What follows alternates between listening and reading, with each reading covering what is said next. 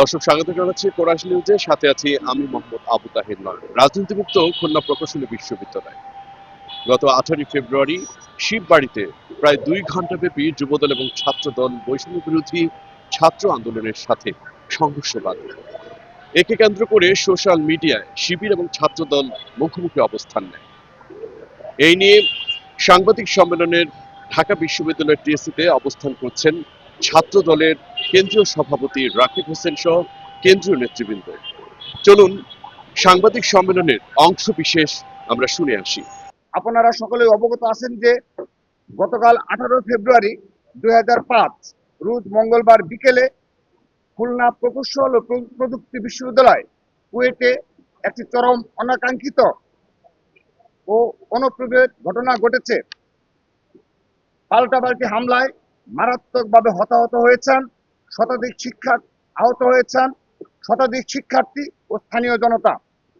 আমরা বাংলাদেশ জাতীয়তাবাদী ছাত্রদলের পক্ষ থেকে সর্বপ্রথমে আহতদের দ্রুত সুস্থতা কামনা করার সাথে সাথে উক্ত সহিংসতার তীব্র নিন্দা জানাচ্ছি এবং এসব ন্যাক্কারজনক হামলা ও হামলার উস্কানিতে জড়িত যেই হোক না কেন সুষ্ঠু তদন্তপূর্বক তাদের সকলকে বিচারের আওতায় এনে সর্বোচ্চ শাস্তি নিশ্চিত করার দাবি জানাচ্ছি। গতকাল খুলনা প্রকৌশল ও প্রযুক্তি বিশ্ববিদ্যালয় কুয়েটে যে অনাকাঙ্ক্ষিত ঘটনাটি ঘটেছে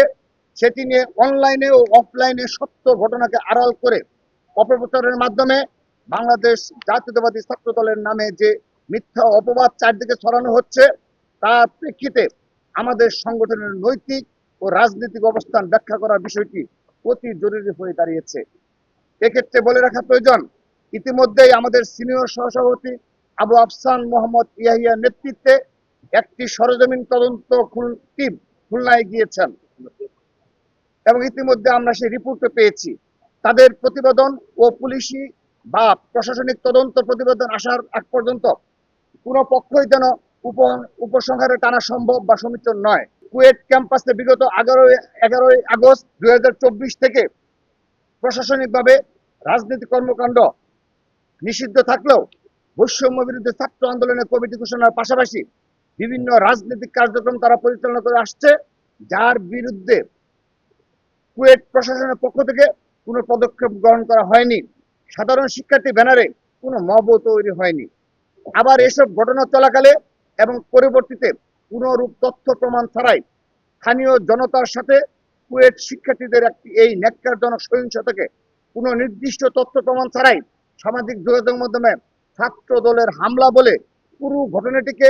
ভিন্ন খাতে প্রবাহিত করে রাজনৈতিক ফায়দা লুটার চেষ্টা চালানো হয়। কিন্তু সময়ের সাথে সাথে যত বেশি তথ্য উন্মোচিত হচ্ছে তত আমরা দেখতে পাচ্ছি যে ন্যাক্কারজনক এই ঘটনাটির প্রকৃত সত্য রূপ যেভাবে উপস্থাপন করা হয়েছে তা হতে সম্পূর্ণরূপে ভিন্ন। আমরা মনে করি এই ঘটনার মাধ্যমে আবারও প্রমাণ হলো 24-এর গণ অভ্যুত্থানের পর বর্তমানে সারা দেশে বাংলাদেশ জাতীয়তাবাদী ছাত্র দলের নেতা কর্মীদের ইতিবাচক কর্ম পরিকল্পনা ও শান্তিপূর্ণ কার্যক্রমের মাধ্যমে যখন বাংলাদেশ জাতীয়তাবাদীর আদর্শে অসংখ্য নবীন শিক্ষার্থী আকৃষ্ট হচ্ছে ও রাজনৈতিকভাবে সম্পৃক্ত হচ্ছে, ঠিক তখনই আন্ডারগ্রাউন্ড অপরাজনীতির অতি উৎসাহী চর্চার মাধ্যমে প্রতিঘাতমূলক নানান গুপ্ত কার্যক্রম ও অপপ্রচারকে পুঁজি করে উস্কানি সহিংসতার পথ বেছে নিয়েছে কিছু গুপ্ত সংগঠন ও নিষিদ্ধ ঘোষিত ফেসিবাদী সংগঠন ছাত্রলীগের সন্ত্রাসীরা। নিষিদ্ধ ঘোষিত ফেসিবাদী সংগঠন ছাত্রলীগ যেমন অতীতে সাধারণ শিক্ষার্থীদের নাম ভাঙিয়ে নিজেদের অপকর্মের ছাপাই দিত, ঠিক সেভাবেই 5 আগস্ট পরবর্তী সময়ে গুপ্ত সংগঠন শিবির সাধারণ শিক্ষার্থীদের নামকে কলুষিত করছে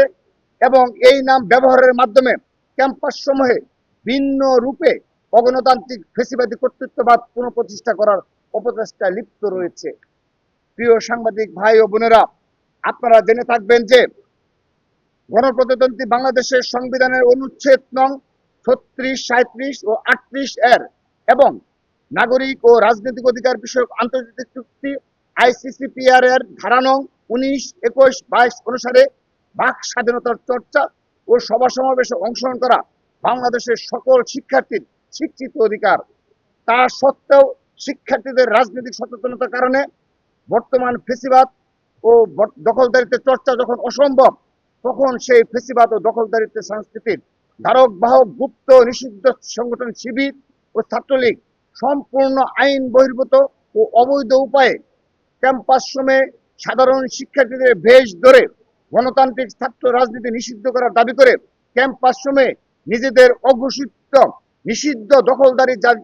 জারি রাখার জন্য উঠে পড়ে লেগেছে।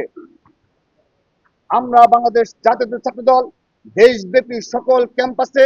আমাদের সুস্থ, সুন্দর ও শিক্ষার্থী বান্ধব কার্যক্রমকে সাফল্যমণ্ডিত করে তোলার মাধ্যমে গণতান্ত্রিক সাংগঠনিক রাজনৈতিক সৌন্দর্য শিক্ষার্থীর সামনে তুলে ধরে এসব হীন ষড়যন্ত্রকে মোকাবেলা করব বলে দৃঢ়ভাবে বিশ্বাস করি এবং একই সাথে শিক্ষা ঐক্য প্রগতির জান্ডাবাহী সংগঠন হিসেবে এবং শহীদ রাষ্ট্রপতি জিয়াউর রহমান বীরুত্তম প্রবর্তিত